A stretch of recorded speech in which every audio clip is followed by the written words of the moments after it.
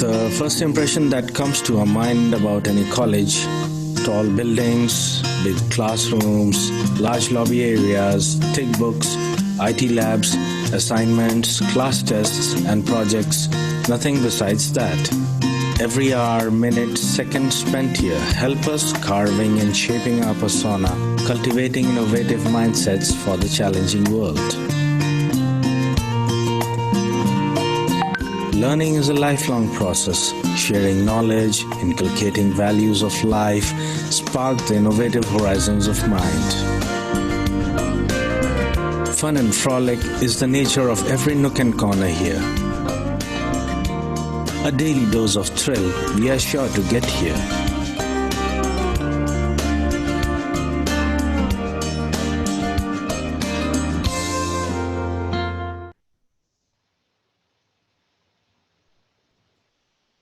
A very good afternoon to you all.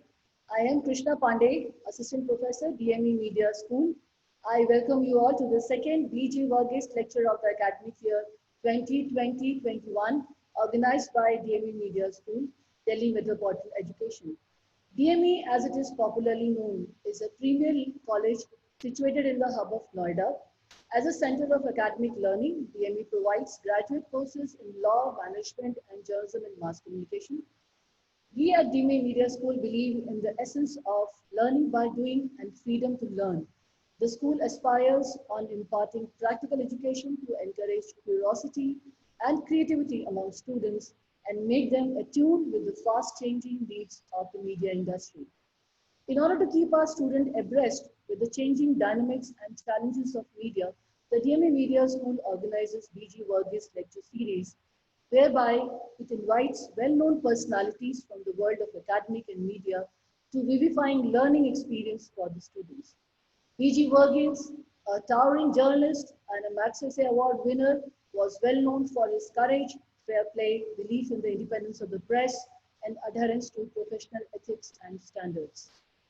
Today we have Dr. P. N. Vasanthi, Director General, Center for Media Studies, as our guest speaker. Let's have a glimpse of life and achievements of Dr. Vasanthi.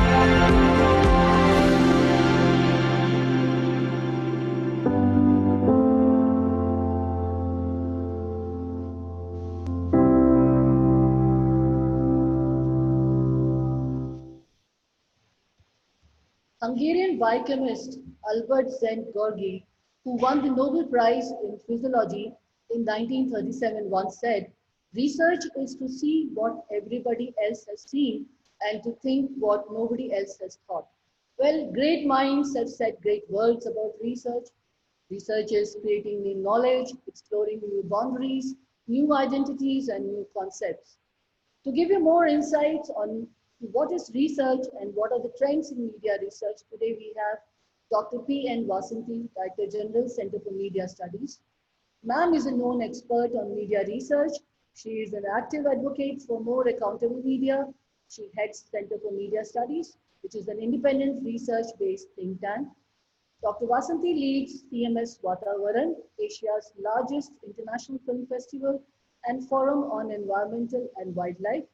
She is also the director of the leading rating and marketing research firm MDRA. Dr. Vasanti specializes in strategy development, designing, researching, evaluating communication initiatives, and development programs.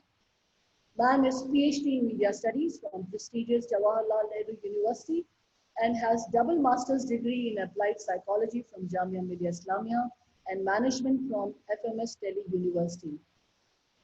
Dr. Vasanti's core areas of work, concern, and interest are children, gender, and conservation. We welcome you, ma'am, to the second BG Varghese Special Lecture Series. I now request Professor Amrish Saxena, Dean, DME Media School, and Director, DME Studios and Production, to share his thoughts and welcome our esteemed guest of the day. Thank you, Krishna Pandey ji. So welcome Dr. P.N. Vasanti that she accepted our request at a very short notice. But then obviously the kind of stature that she has and the kind of work that she has done, that is really inspirational to us all, and I thought that that would further motivate our students if they are listening to any such personality and will come to know about the work and the experience that she has attained, and particularly the kind of academic program that our students undertake, this Bachelor of Journalism and Mass Communication. Here, different papers are there in different semesters, and particularly talking about media research. Media research is one such area, one such paper, then we feel that most of the students are stuck at some point or the other. And they mostly find that this is a subject which is too difficult to handle. Also, the kind of temper which needs to be need to be acquired, need to be made among the students, wherein they treat the subject as easy and they understand this is something which has a very wide application, whichever subject they are studying, whichever profession they might be joining. But if they have the basic understanding of research, then it will be a cakewalk in any profession. Else, there will be a lot of difficulties that they might be facing in future. So we always try to go beyond whatever is prescribed in the syllabus and whatever is necessary to be taught.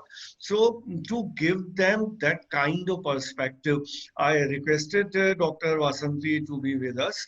So without wasting time, I will prefer that we all listen to her and we all get benefited whatever she is going to say in this session. Thank you.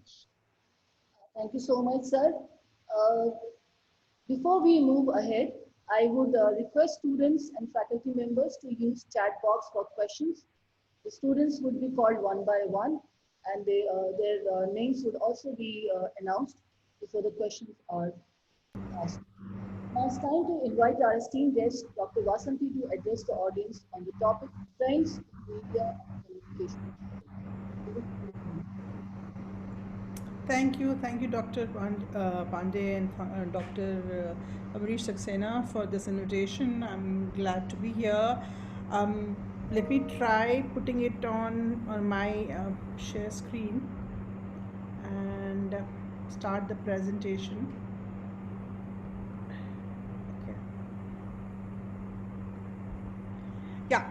So thank you very much for the very nice video that you made from my, I can see from my social media account all the pictures. It was nice to see that. Yeah, I'm quite impressed with what I'm hearing about DME, and I hope I'll have further interactions with you. Today, when Professor Amrish Saxena asked me, and he's a long-term associate from at different ventures of CMS. So when he asked me, I said, yeah, we're happy to share what we do at CMS. So I will today walk you through what we do and give you a kind of a broad landscape of what we've been doing and what are the trends in this particular sector and what kind of efforts or professions or experience you can get in this sector, what kind of fun you can have in this profession also. I'll talk to you a little bit more about that. Without further ado, I think I should talk a little bit about Shri BG Varghese. I mean, actually, the name on whose name you're doing this lecture is what actually attracted me, because I had the privilege of being associated and working with him and knowing him. In fact, he has been on our CMS advisory board, and almost all our meetings that we've had right from the days, early days in the early 90s. And I'm showing you this particular picture, which is where he gave a national lecture in 99 on challenges and opportunities of new millennium, talking about what the media will be then. So you can see that he has been, so as I'm sure the students today don't know who he is, because he passed away in 2014. But as Krishna ji mentioned, he got the Raman Magsaysay Award in 1975. Really long time back, surely. But what you will really appreciate and why we remember him even today, he's a very, very credible and very, very respected editor of both Hindustan Times and Indian Express. And he has written lots of very interesting material, including his own biography.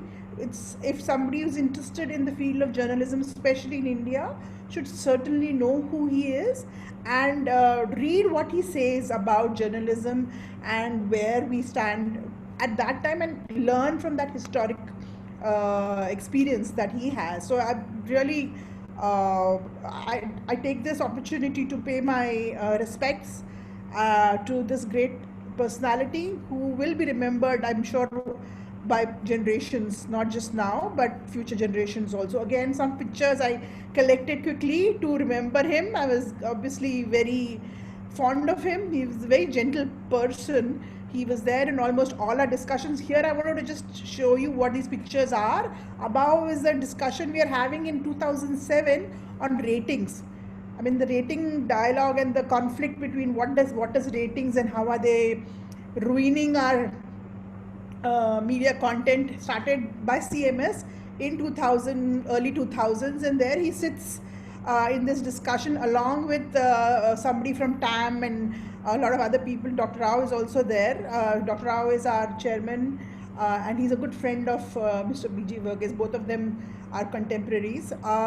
Then we had the picture below is where he's talking about the same 2000 lecture.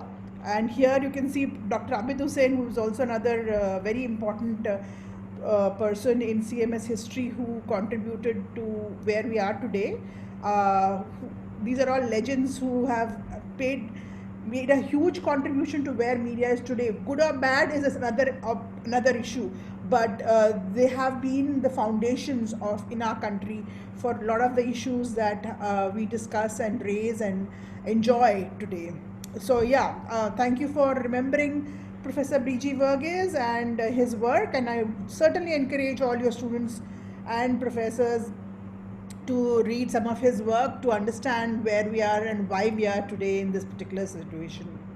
So coming to my presentation, I will talk a little bit about research. What is research, and especially in the sector of media and communication, and why we need to do it to understand it. I will not go into too much into the methodologies and how it is done. I'm sure in your media research classes you learn a little bit more on how you do it, what are the techniques of doing, methods of doing it. So I'll not go there too much, but I'll explain to you what kind of work is available and how it is done and why it is done, why is it important. I'll obviously use a lot of examples of our work. We've been almost 3 decades of work in this sector. So in these 3 decades of work, we've done huge, varied kind of work, and I'll share some of those to give you an idea what lies for you in future. Some of you may or may not want to go for further academic requirements. So I'll just touch a little bit on, if you want to go the academic way, what are the kind of requirements that are there. And then finally, I'll leave you with some directions for what further research needs to be done so that it helps you in your pursuit currently, what you're doing at DME and further. And obviously, we'll follow it up with question answers. I'm very happy to answer questions later on. So let's start with how Krishna ji explained why do we do research? And I know research is actually a very often used word, because for especially in this age where we Google everything and we say हमारा research हो गया, and that's my research. And even if I have to buy a pair of shoes or I have to find out anything, the first thing I do is I Google to find out, and you think that's my research. Having said that, and I'm sure some of this generation, certainly you guys who are now 19, 20 years old, must be feeling we are ancient, because what you may need to study research in pre-Google era, but in the Google era, everything is available. So why do we even need to do research? And why should we not even have a paper called research? The reason why we need to have research is Googling or even trying to find certain information on the net is not research. Let me clarify that very clearly.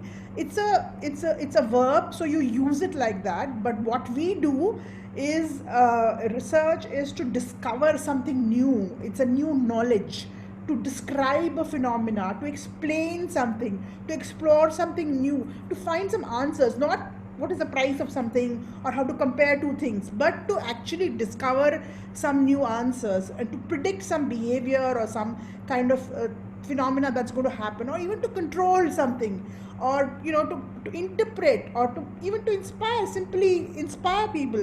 But it's actually done in a very methodological way, and it actually has three distinct components. One is data collection, second is documentation of what is the critical information, and then analysis and interpretation of data. But however, all these three stages are very important based on what is the question.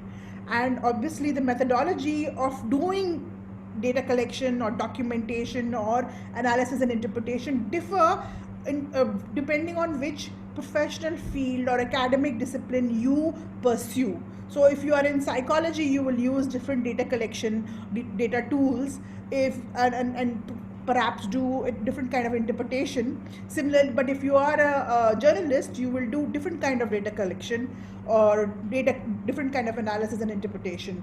But what is important to understand is that the research that you usually talk about is different from this, and that there is a particular methodology, there is a particular science behind it, and I'm going to talk a little bit on how and why we do this. So when I say different, so in this sector where we are, when we're talking today on media and communication research, it's clearly an interdisciplinary subject. It is not a plain independent discipline on its own. It draws from different traditions, of methodological traditions, whether it's humanities or social sciences and cultural studies, but it has different streams, and we look at different issues in different disciplines. For example, in culture studies, we look at representation. In communication and social change, we look at health communication, which is very important in today's epidemic, the digital divide, the policies. In journalism studies, we look at ethics, we look at technology. Similarly, for film and television and today's streaming platform, we look at aesthetics, we look at one filmography of a particular director or an actor, styles, genre. So there are different kind of research that is done depending on what field that you adopt or you like to explore further.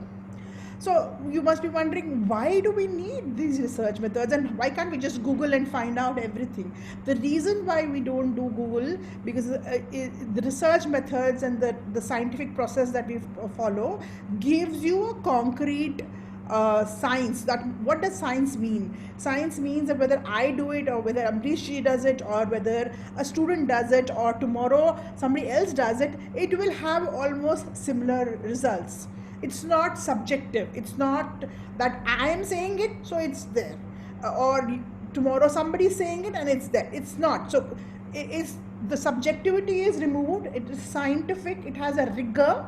It contextualizes the issue. Obviously, it provides you a focus and helps you give it an approach, and helps you argue that your point of view, because you've done that whole research in a scientific and rigorous manner. So the research methods help you in providing you this particular strength to be able to explain your argument or your point of view, and that's why research methods and methodology are very important.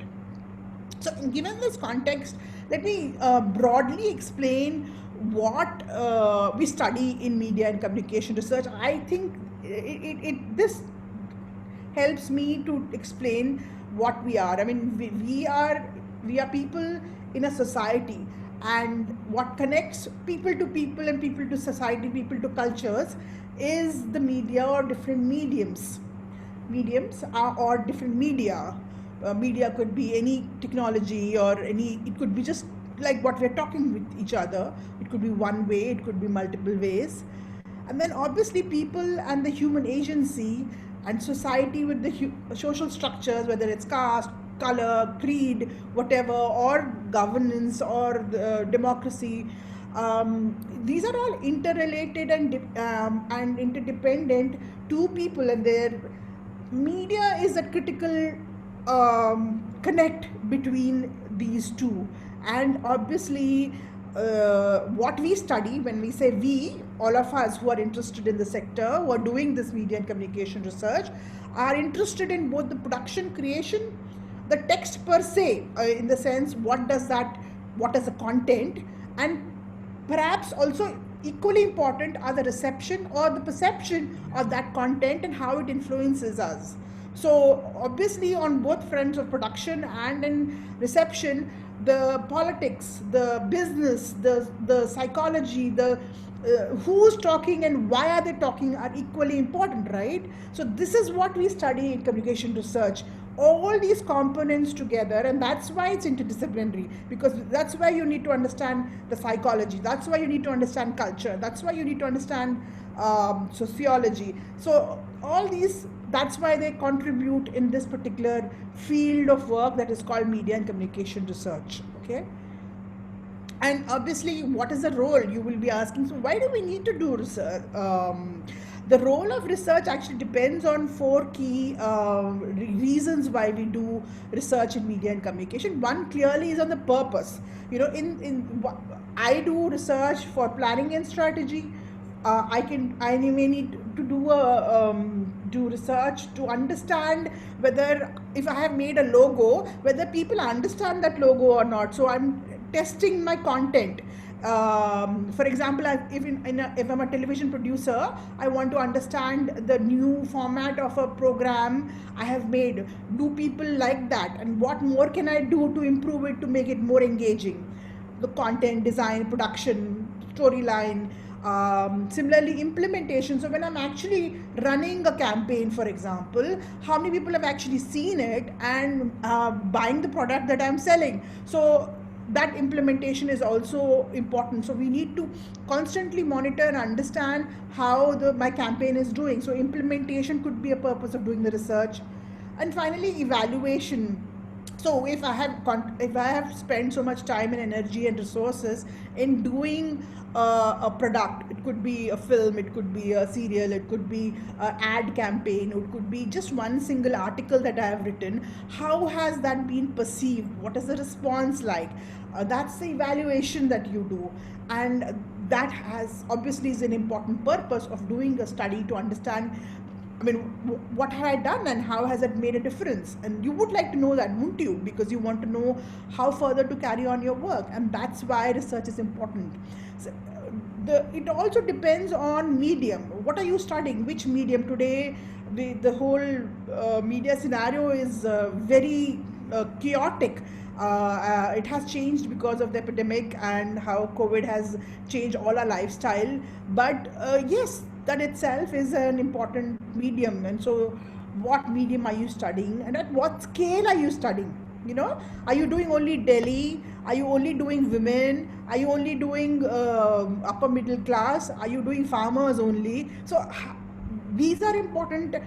These are the important dependent variables that make a difference on what kind of research and what research do you do. And finally, who has expertise to do it? Do they have the money, and what time do you have? So if you do an article, you don't expect to spend thousands of rupees or on evaluating that. You would do a quick study, a quick reaction from your friends to understand what feedback it would be, right? So that itself, that is not a scientific research, but depends on the kind of, usually if your intervention, suppose you've made a film and you've used 1 crore rupees to make that film, and uska kya fayda hua, what was the impact of that film, you would at least spend 10 to 15 or in fact even 20% of that money on just trying to give it to the research component of both trying to understand what would go into that product and finally what the impact of that product has been.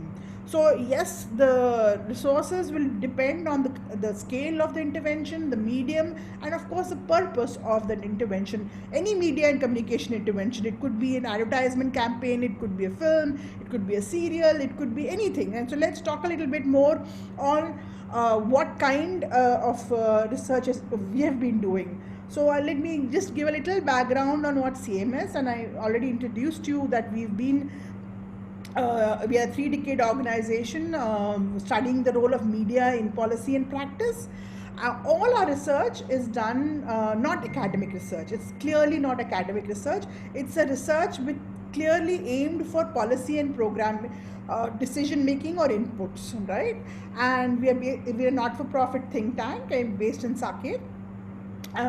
We've also used a lot of the work that we do for a lot of advocacy work. The lecture photographs I showed you were all our efforts to address issues that were concerning the media and media policy, whether it was on ratings or looking at the future challenges. So we've done a lot of efforts on advocacy and capacity strengthening, and I'll share some of them later on.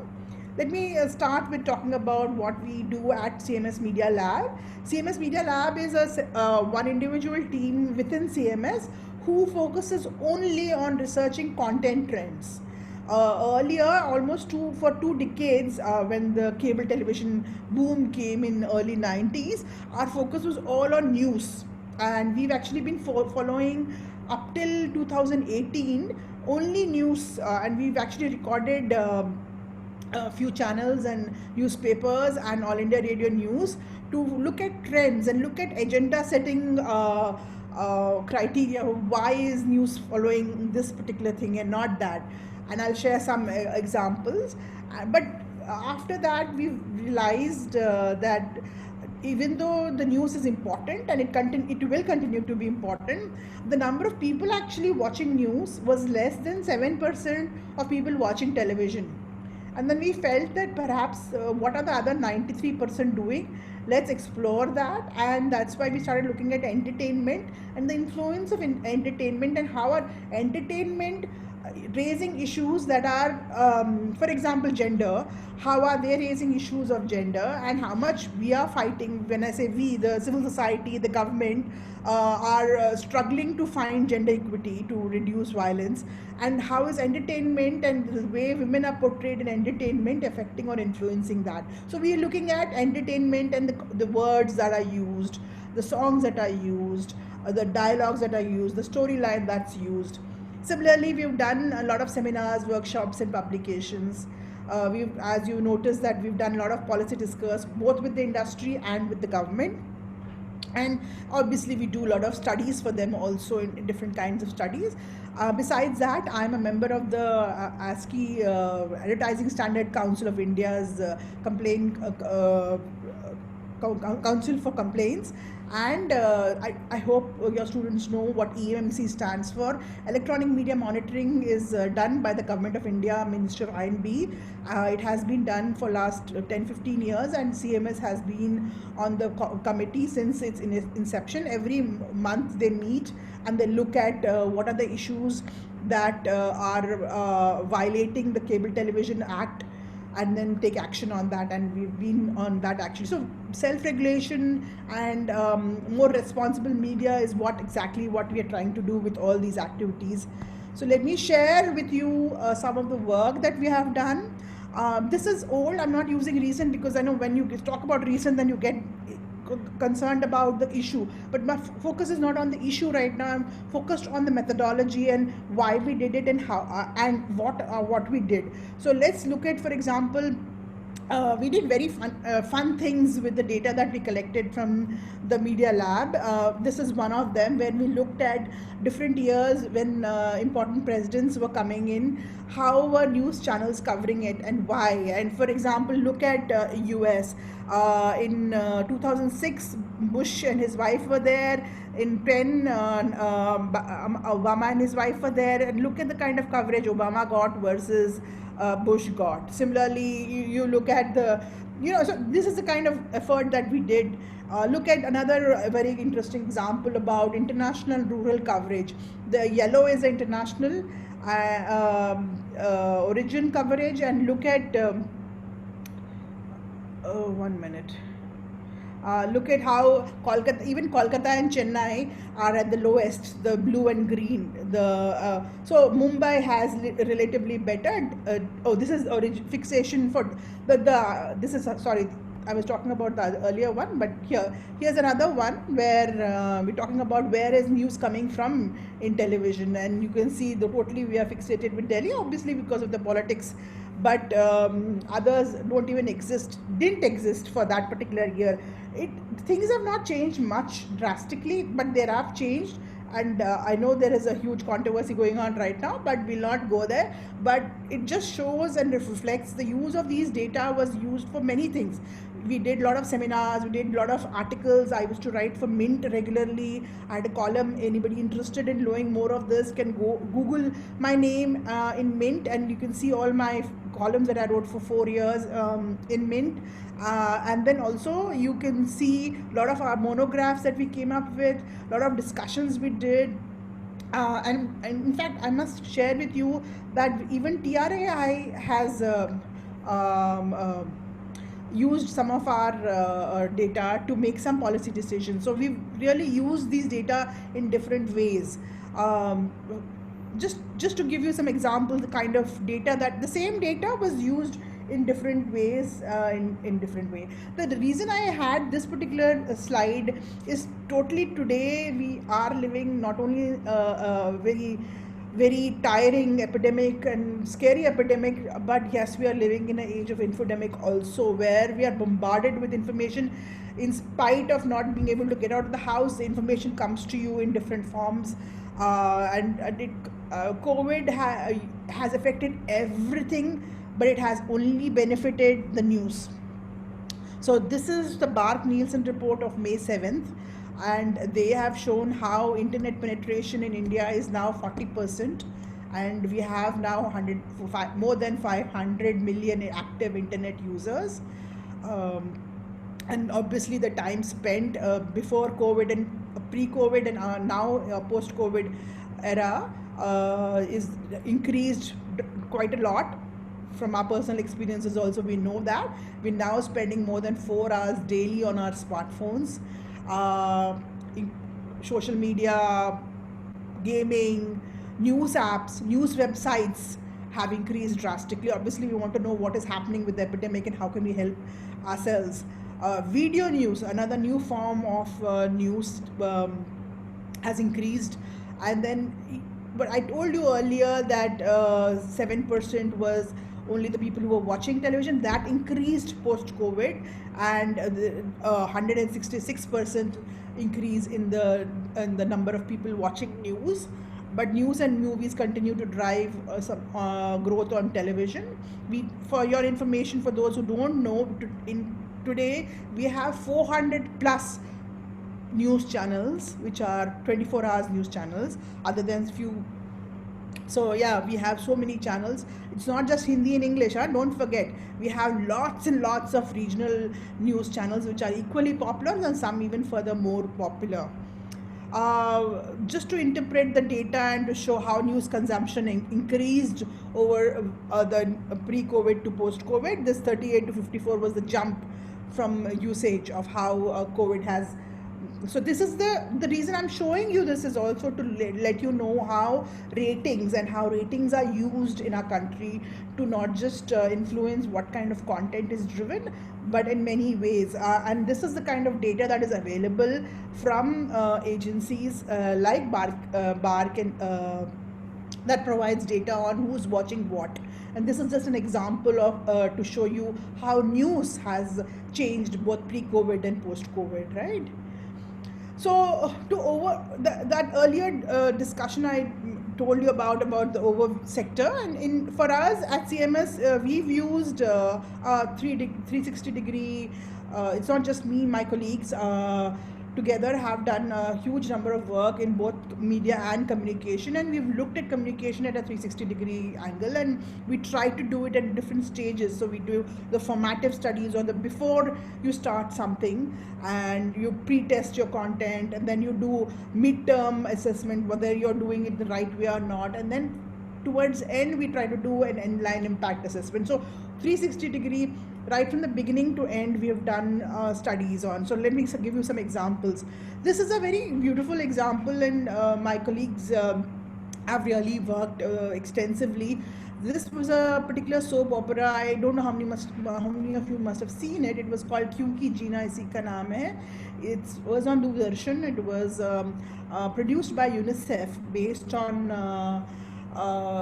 Jeevan Ke Sandesh is their life skill booklet that had 13 essential issues, including washing hands, child care, maternal, very serious issues, but very important issues that bother all of us. And those were integrated into a serial format, very interestingly and very innovatively.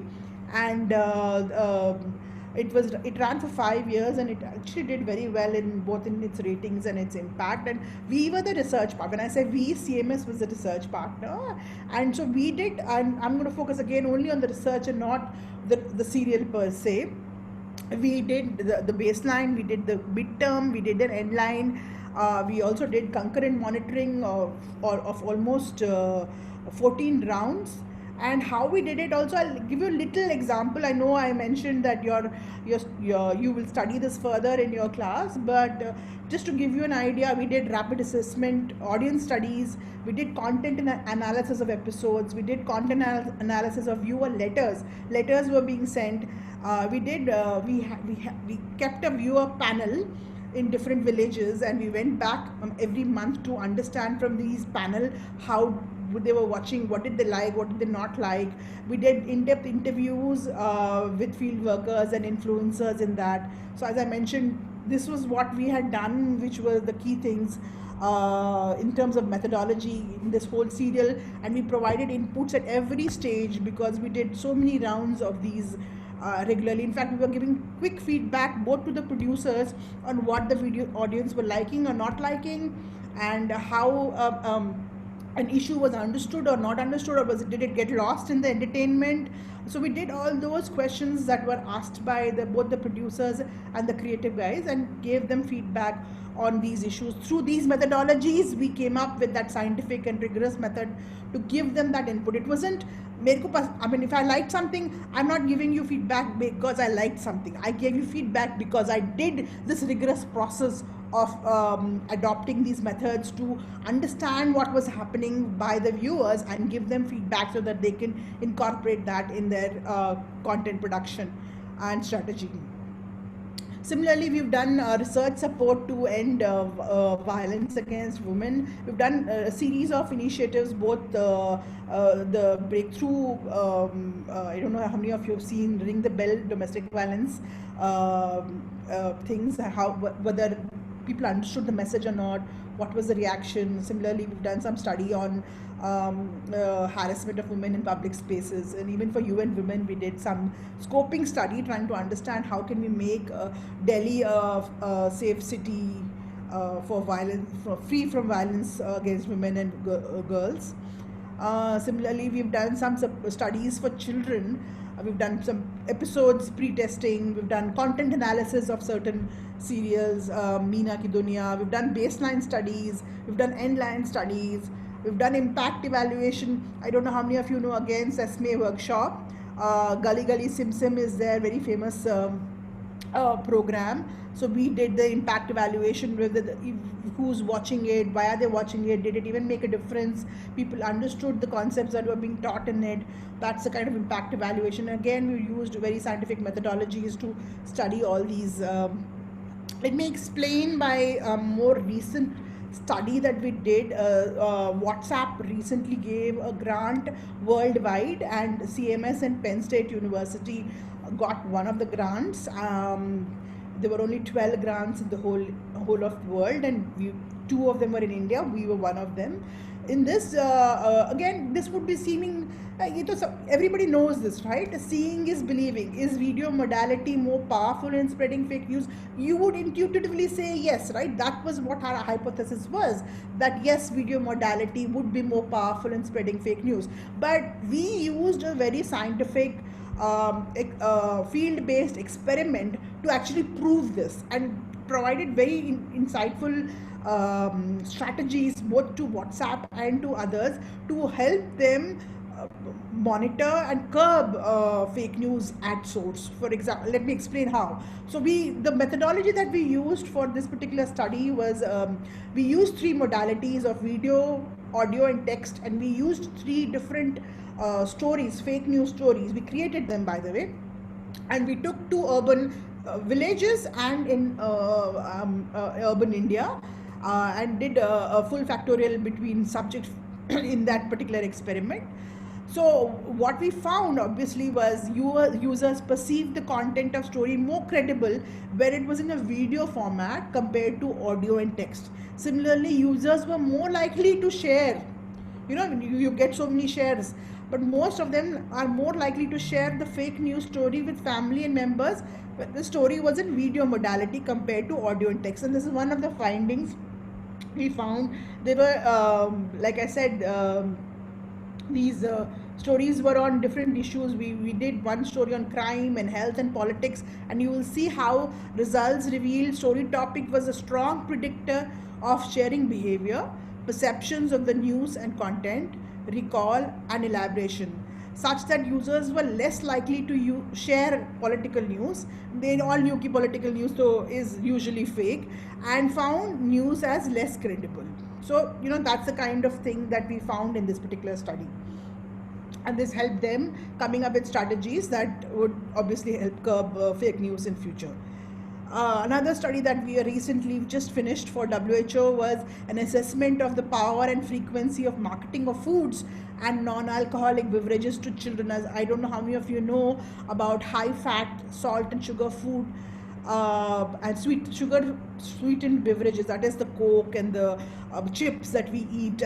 These are high-fat and sugar food. That is a major concern today worldwide, but yet we market it so prolifically across all media, and there are no curbs, and there is this whole discussion going on, at least in the policy level, that what kind of a framework or restrictions should we keep so that we don't encourage more people to consume such harmful products.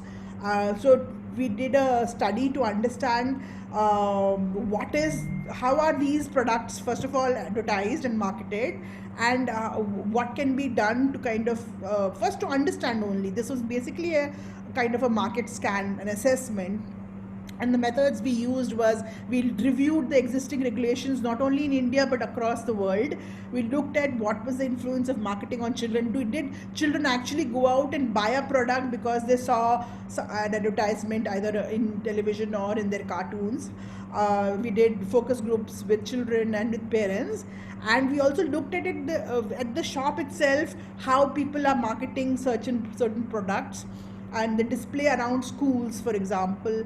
How is the packaging of the product placed, and why is it placed like that? And obviously we did a lot of media monitoring to know how many ads, what kind of money is being spent, what are the strategies, what are they targeting, trying to understand the marketing in the industry and the business side of it, so that we can come up with policy that is relevant and can not take away the business, but yet help people make informed choices in buying such harmful products. other studies that we have done, for example, again, this generation would not know. You would know Friends. I'm sure some of you have watched Friends on at least on OTT platform. Bold and Beautiful was also another very popular serial in our days, not in your days. But this actually was a very interesting study which we did. Again, we were the India partner, and Dr. Everett Rogers. I don't know how many of you would have known. Those who will study media and communication will know Dr. Professor Everett Rogers, who's given a lot of theories and done a lot of studies in the sector. He actually got this study from the Center for Disease Control in the US, and they actually, CDC in the US is like IMCR in India. They invest a lot on health and health related behaviors and research, of course. They actually contributed in the US. If you've noticed Grey's Anatomy and other serials, you will see that a lot of time and effort goes in giving correct technical information. So if you're seeing a hospital setup, you will not see unbelievable issues. You will hear jargon which is very scientifically true, because a lot of time and effort and science and doctors are behind that serial. And so CDC actually funds some of that. They put very interesting storylines in both Bold and Beautiful and Friends on HIV, teenage pregnancy, alcohol consumption and stuff like that. And they wanted, as you know, all these serials come to India, and India is one of the biggest markets for American serials. So they wanted to know whether in India, when people are watching these serials, are they even understanding these messages? And that's the study that we did. We did across few cities in India. First of all, found people who watch these serials, understood, and then asked them questions, showed them some episodes particularly, and then tried to understand whether even they grasp the message that is integrated into that particular serial. So it was a fun study to do, and I really enjoyed doing that particular one. Another one which I'm doing personally again is, right now it's not yet finished, is a study on online safety of women journalists in India. As you know, journalists are under threat, but women journalists particularly are under more stress, and they get a lot of just because they are women, they are under a lot of stress. So what is the kind of harassment that they get online, and that's what we're doing. Another study that we finished right now was on radio intervention in 10 districts of UP. UNICEF actually contributes a lot, and along with Government of India comes up with these innovative projects and interventions, which is both media and communication related, and we kind of help them make decisions on that. So this was a study on how effective was a radio intervention in schools in UP. So we did that. Another study we did recently was for Internews, and here again Internews was interested in looking at climate resilience in certain states in the Bay of Bengal region. So they wanted us to do a information ecosystem research, trying to understand who are the key players and how is information shared in these local areas of AP, Tamil Nadu, Orissa, and that's what we did for Internews. So just giving you a kind of range of work that we have done, so you understand that this is only 1/10 of what is available. Much more can be done besides this in this sector. And then I told you in the beginning that not just the research we take the research and you do a lot of advocacy. One of the key advocacy initiative that we have done and is now very popular is the film festival and forum called CMS Vatavaran. So anybody who's interested in using films for change, especially in making environment and wildlife, I would encourage you to go to this particular platform. It's now Asia's largest film festival and forum, and it is held every biannually. And in the year in between it travels. This year we were supposed to travel, but because of the COVID we are stuck, but we're doing a lot of online interesting stuff. For example, today and tomorrow we have 2 screenings online. So if you're part of this on the social media, you get to hear and see very interesting and innovative programming. So join us there. We do a lot of media workshops and fellowships. We've done a huge range over the last 3-4 years. Where, in fact, even today we have fellowships on. We've done fellowships on road safety. We've done fellowships on energy efficient building. We've done children. We've done awards for children on gender. We've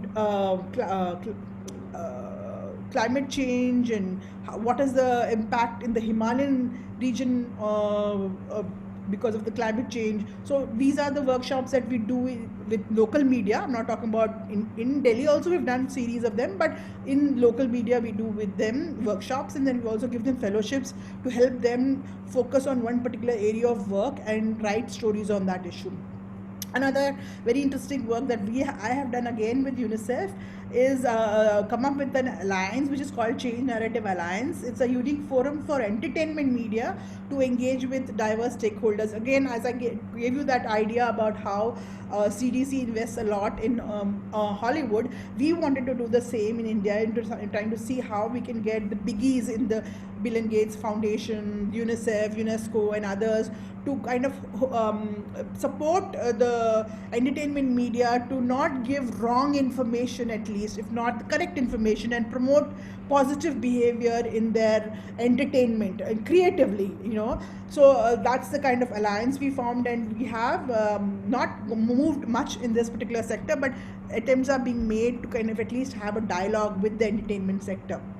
Similarly, we under the same thing, gender sensitive programs. What is gender sensitivity? For example, everybody thinks I'm gender sensitive.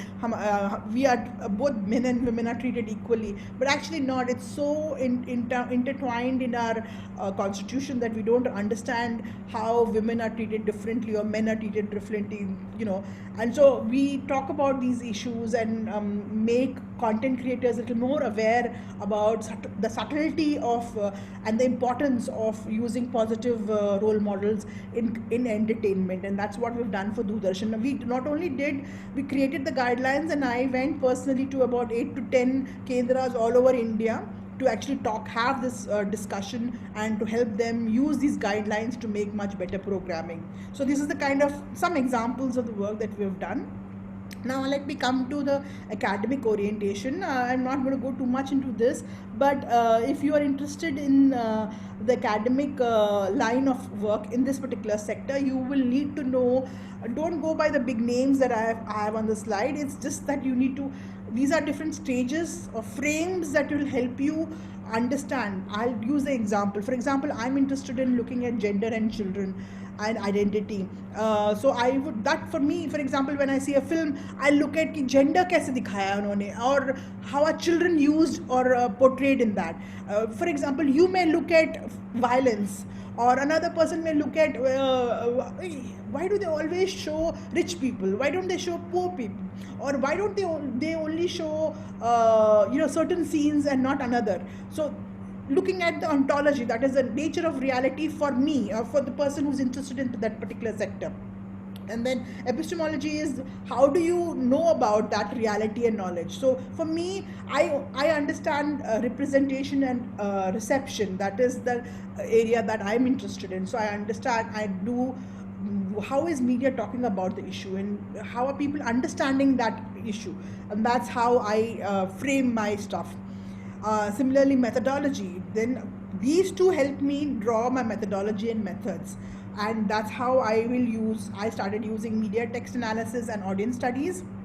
And my methods that I used were content analysis, audience surveys, interviews with audience, and of course I did a lot of studies, interviews with the producers also, to understand both quantitative and qualitative studies that were used. This is my PhD that I finished a couple of years ago at JNU, and this is again I looked at Hindi and Telugu serials and looked at the question to look at how Indian television particularly proposes the social questions related to family, children and women, and sets frames for mechanism for the resolution. And I looked at Balika Vadhu, a very popular serial on colored television, and it came in Telugu also. So the same thing, I looked at how was the issue, they were talking about child marriage, but how are producers looking at it and how are audiences looking at it, and did the purpose of the production and the audience reception match, was my whole issue. And this is the methodology I used. I did secondary review and analysis of the content, and I did interviews with the producers. I obviously visited the sets, writers, creators, and I also did a sample survey among audiences. both in Hyderabad and in Delhi, to understand what they saw, and then made an analysis, and that was my. So if those who are interested for your all your master's thesis, your PhD thesis, you will have to write papers. When you write these papers, you need to be very clear both on your methodology, epistemology, and ontology. It doesn't these are big words. Don't get scared by the words. It just means that your context, your frame has to be thorough in whatever area of work that you do. Finally, my last two slides, I know I've taken up a lot of time. I just want to focus a little bit on trends and direction for future research efforts. I think we clearly are going through a very chaotic, very dynamic times in the media sector. I know it's true for all sectors, but this particular sector certainly so, because one way things have improved drastically and another way things have changed drastically. We are hearing about closures, we're hearing about layoffs, and another side we're hearing about improved income. Amazon is done brilliantly, Netflix is booming. So what's happening, and just documenting and understanding these changes in media ecosystem would be so important, not just for us to work on further, but also in the future to look back and understand where we were and what did we learn from this particular chaotic term, especially the role technology is playing. We are talking about AI, artificial intelligence, 5G being the next big thing. What does the big data mean to us? How will it help us? How will it enable us to do much more effective things? The digital space, everybody's going crazy about the digital space. As I mentioned, video news has become a big thing. OTT platforms are booming. But have they found a business opportunity there? How are they making money? Why are they making how does that implication on the creative process? Is the creative process being compromised, or is it following the same methodology? We haven't done enough studies on this, and this is an important area that I certainly see a lot of effort that is required in this. Also in the narratives, the styles and the storytelling, has that gone over a period of change? Yes, clearly intuitively that you see 70s, 80s, 90s, 2000, there's a drastic change in storytelling both in filmmaking and in television. But have that now continued in terms of in OTT? What is that we are watching? Genres, and especially policy environment. How has the content trend versus the policy environment transferred or traveled over the period of time? That would be interesting to see. The other very important areas related to that would be ownership. I mentioned what are the new business opportunities today. All the telecom operators are content creators or platforms. So what is happening to the is it technology that is more important, or is it the creative process that is more important? How are they amalgamating both? What are the business models that are working? How do you know that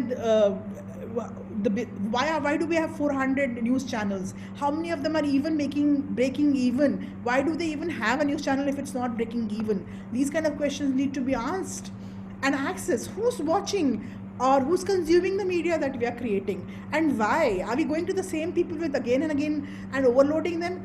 Are there people who are in the fringes who are not even getting anything? Why are they being left behind? These are important questions to ask. And finally, the impact. We continue in this sector. We are interested in the sector because we are excited about the potential of this particular sector, the power, the influence, the importance, and it gives us as creative or people working in the sector. But what kind of impact does it have on individual society, norms, culture, the issues like privacy, which is so important in today's world when we're using phones and the digital space? And finally, and the most importantly, what impact does this have on our democratic process? How is strengthening our institutions, the whole democratic process? I think if as a researcher in this particular field, if we can contribute in any of these areas of work, especially in the democratic space, I think we would do a great provide great inputs to both the academic and the people who are practicing in this sector. So I think these are important trends for all of you who are working in this sector to note and to start thinking and working on these areas, not just for now, but for also your future. With that, I come to an end of my presentation. I'm happy to ask questions, and I now open the forum to everybody. Thank you so much, ma'am, for such an in-depth insight into media research, particularly. Now the house is open for questions. I have one of my esteemed colleague, Mr. Pramod Pandey. He has sent a question. I'll just read it out for you. Qualitative research seems to be highly misused with people adding a lot of subjective angles while interpreting the data. There appears to be no distinct clarity amongst many researchers regarding semiotics, critical discourse analysis, rhetoric analysis, etc., and all are treated as same by majority of the researchers. Yes.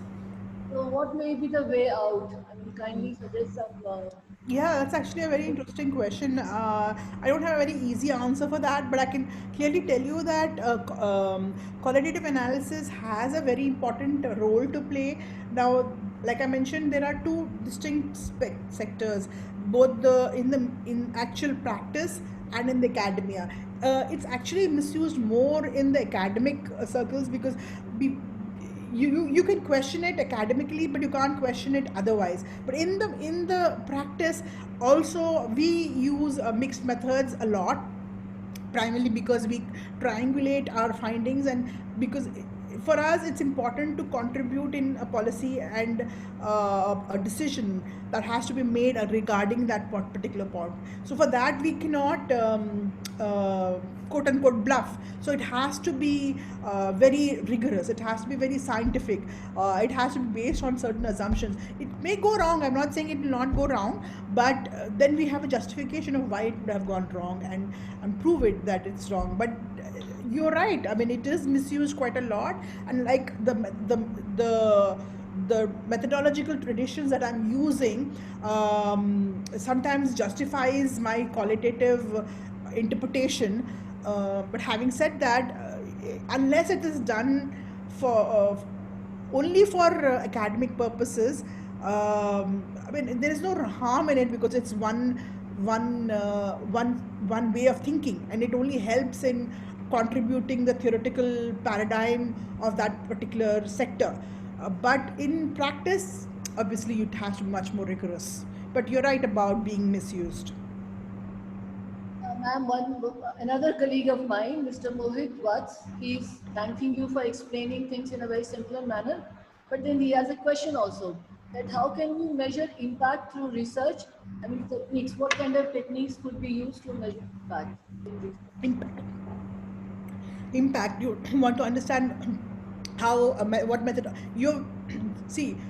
Research as I mentioned in my, is the purpose is important. If you're looking at impact, and impact is long term, most of the research which we do, which is quick and which has limited resources in hand, and obviously understanding, are output driven. That I am doing a intervention and B is my output. So input, output, outcome, and impact. So we go till outcome, perhaps not till impact, because impact takes a couple of years to study. So suppose I am making an intervention in trying to change behavior of toilet use, for example. It doesn't happen overnight. I will do one intervention and it happens overnight. It doesn't. You know that your input would be that intervention. For example, a campaign to promote toilets, but unless you have a toilet, who's going to use it, right? So second intervention has to be also there. So input, output. Output would be, yes, I made that intervention. Outcome is whether they have actually changed behavior, and impact would be that all of the people in that sector are using toilets and there's no outdoor defecation happening. That would be a long-term process, and to study impact, obviously you need a long-term studies, you need a lot of resources and time and effort to study, but there have been fantastic long-term studies and impact studies. For example, what we did for Kyunki Jeena Isi Ka Naam Hai was not done overnight, and we did over a period of 5 years, and we did regularly monitoring what were people understanding? Did they change behavior? Did they integrate? Did they talk to to their family members and their friends about the issues that they're picking up? Did they use the recipes that they are seeing? Did they treat that immunization happening because of the watching the serial and things like that? So impact, yes, there are a lot of methodologies that now exist, are scientifically tested to understand phenomena over a longer period of time to capture impact. Ma'am, he's also asking about can effectiveness be measured through research? Yes, of course. Reach, recall, effectiveness are usually what we study in media and communication studies. Effectiveness is another word for so suppose you're doing a campaign and your campaign is for soap use. So how many people have actually started using soap use would be the effectiveness of your campaign, right? So reach, how many people have actually seen your campaign? Recall, how many people actually recall seeing your campaign? Effectiveness is how many people have actually remembered that message and actually started using those. So yeah, so there is a lot of methodologies now to capture effectiveness and at what point of time and in what context. Ma'am, one of our student, Kaushik Das, he wants to know that what type of research has the longest shelf life? Ooh. Academic research actually, unfortunately or fortunately, has the longest shelf life because in fact, the work that is done usually in the sector is not shared. Unless there is or there would not be any organization like CMS who puts almost all the work online and shares all the reports, and all our studies are available for free for anybody to access and share. But most of our clients who commission work and most of the organizations, even with media organizations, don't like to share their work publicly, so there is no shelf life to it. It's only for that institution for to make decisions for that particular purpose for that particular institution, right? So academic work that way has more shelf life, I would say. Ma'am, one of another student, she is Prachi Sharma, and she wants to know that while doing research, what all the things we have to keep in mind, because she says research is something which is very important before any presentation. Keep I'm not sure I understood what is it that we need to keep in mind. She wants to know exactly what are the things that have to be kept in mind while doing research. Well, to Prachi, I've explained that a lot in my presentation, but I think one thing I forgot to add, and it is good that you asked me this, is the ethics, ethical issues related to research. We actually often forget about who are we studying and why are we studying, and how do we give feedback to, for example, you're studying children or you're studying gender issues or violence against women. Even the study exam, I gave you example of the WhatsApp study that we did. We actually created 3 fake news and we went to people, but it was my responsibility that at the end of the study to explain, ये fake news है, listen, this is fake news, this is not real. I have the ethical responsibility to tell them that, listen, don't and also give them a helpline if they want to talk to somebody, because if it's troubling them in any way or they want to complain to somebody, yes, here is what you, this is a study that I had to do, I'm doing it. So the ethics behind research are equally important. Why are we studying it, how are we studying it, are equally important. So yes, one of the missing thing that we often forget in research is the ethics behind it, and to ensure that nobody is harmed in the way we do our research in any way possible, mentally or physically. Ma'am, Priyanka Nathani, another student, she wants to know how to validate content or how to make content analysis reliable. She's saying that a lot of studies use content analysis, especially film studies, but this could be a bit tainted by the researcher's own prejudice or perceptions. So That's how true. will that analysis be reliable, where the Yeah. bias of researcher doesn't come? Yeah, that's true. A lot of studies do use content analysis, but the way we can remove subjectivity is by only making it as scientific as possible. And another way is to ensure we use mixed methods to triangulate our findings. I think those are the two key ways of doing it. Just using one methodology or one context without understanding its paradigms. Sometimes epistemology gives us that particular bias. So you need to use be little bit more open to different contexts and different arguments regarding these issues. Yeah, you're right. A lot of popular books have been written just based on few content analysis, but you will also find that they've done audience research also to you know to triangulate what they find in content analysis with what audience is saying, and that's exactly what I also did. But my angle was also brought in producers to look at their angle of why they produced certain content. So I brought three contexts.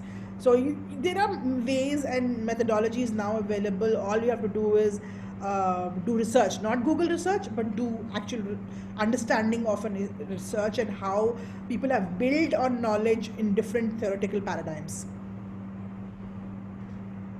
So we have lot many questions coming up, but due to paucity of time, we'll not be able to take all the questions. Sure. Probably, sir, if you can permit me, can I take last one or two questions more? Sure, go ahead, you have time, huh?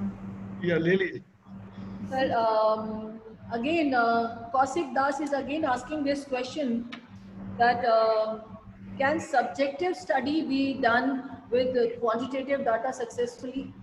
Subjective, there are no subjective I mean, yes, you can argue, we can go on arguing. In today's world there are a lot of subjective studies happening, but they're not scientific in nature. So when people are investing in money and time, unless it's agenda driven, they're usually not subjective. Hardik Dogra, another student of our second year, he wants to know that actually he must have selected a research topic, but he wants to know how can my research topic be unique, because that that nobody else has worked on it, probably from the peer review perspective. Kaushik, right? You said Kaushik, right? Hardik Dogra. Hardik, nothing in this world is original. Let me tell you that right now. But yes, I'm so happy that you want to do something that contributes to making a field, revelation in a new field. But there's so much to do, especially in this sector right now. And as I mentioned to you, these are very interesting times for us researchers in the sector to be able to capture what the changes that is happening. I'm sure you will find something to do. There's a lot happening, not in our country, that we are done elsewhere, but yeah, find something that really interests you and moves you, and you will find that you will contribute something original if you go from that frame. Don't go from the frame कि मुझे कुछ नया करना है.